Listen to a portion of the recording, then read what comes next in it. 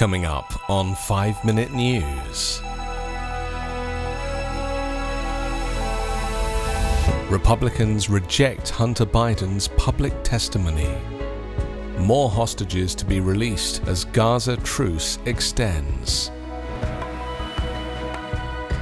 And geothermal electricity project, a milestone for clean energy.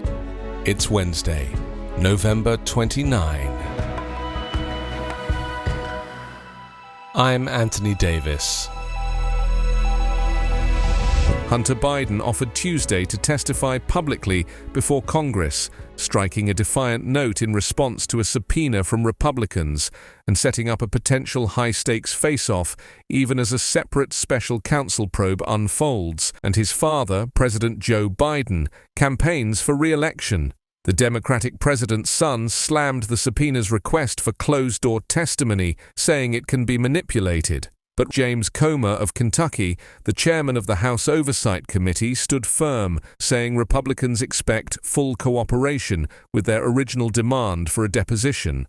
Hunter Biden's lawyer called the inquiry a fishing expedition, a response in line with the more forceful legal approach he's taken in recent months as congressional Republicans pursue an impeachment inquiry seeking to tie his father to his business dealings.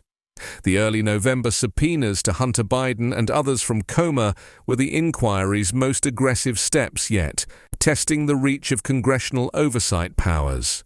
Republicans have so far failed to uncover evidence directly implicating President Biden in any wrongdoing. Comer said Tuesday that the president's son could testify publicly in the future, but he expects him to sit for a deposition on December 13th, as outlined. Representative Jamie Raskin blasted the GOP rejection of Hunter Biden's offer to testify publicly on December 13th, saying, "What the Republicans fear most is sunlight and the truth." Hamas and Israel were expected to release more hostages and prisoners today, the last day of a prolonged 6-day truce in the Gaza Strip conflict, as attention focused on whether mediator Qatar could negotiate another extension. Israeli media, citing the Prime Minister's office, reported that Israel received a list of hostages expected to be released by Hamas on Wednesday. Israel has said the truce could be prolonged further, provided Hamas continues to free at least 10 Israeli hostages per day.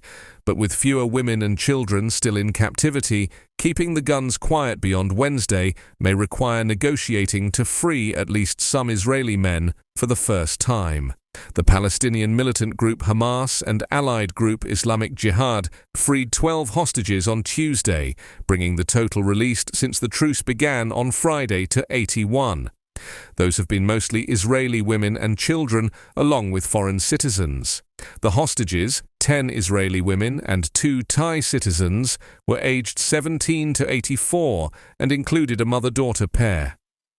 All were given initial medical checks, then moved to Israeli hospitals where they were to meet their families. A short time later, Israel released 30 Palestinians from Ofer prison in the occupied West Bank and a Jerusalem detention center. The Palestinian Prisoners Club, a semi-official organization, said half were women and the remainder were teenage males. That brought the total number of Palestinians released under the truce to 180. An advanced geothermal project has begun pumping carbon-free electricity onto the Nevada grid to power Google data centers there, Google announced on Tuesday. Getting electrons onto the grid for the first time is a milestone many new energy companies never reach, said Tim Latimer, CEO and co-founder of Google's geothermal partner in the project, Houston-based Fervo Energy. The International Energy Agency has long projected geothermal could be a serious solution to climate change. It said in a 2011 roadmap document that geothermal could reach some 3.5% of global electricity generation annually by 2050, avoiding almost 800 megatons of carbon dioxide emissions per year.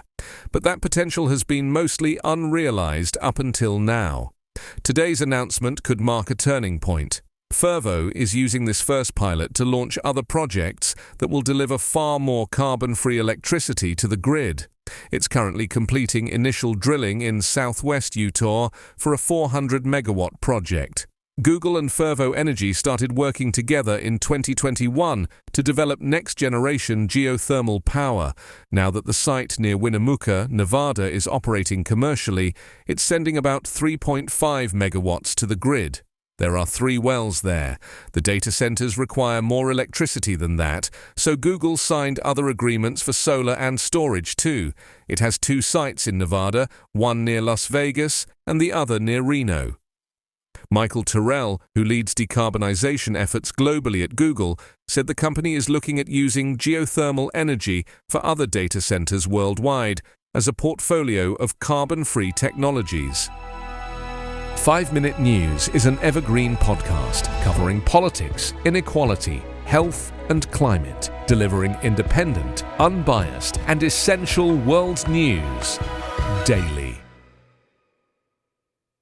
With HelloFresh, you get farm-fresh, pre-portioned ingredients and seasonal recipes delivered right to your doorstep. Skip trips to the grocery store and count on HelloFresh to make home cooking easy, fun, and affordable. That's why it's America's #1 meal kit. The holidays are right around the corner, and HelloFresh can take the stress out of dinner by delivering everything you need to cook up tasty meals right to your door, saving you tons of time. Just like always, HelloFresh's ingredients travel from the farm to your front door, so you know they're fresh, and everything arrives pre-portioned so you can get right to cooking quick. HelloFresh makes cooking so easy and fast, I've personally been inspired to do more home cooking because of it. Go to hellofresh.com/5minutefree and use code 5minutefree for free breakfast for life. 1 breakfast item per box while subscription is active. That's free breakfast for life at hellofresh.com/5minutefree with code 5minutefree. HelloFresh, America's #1 meal kit.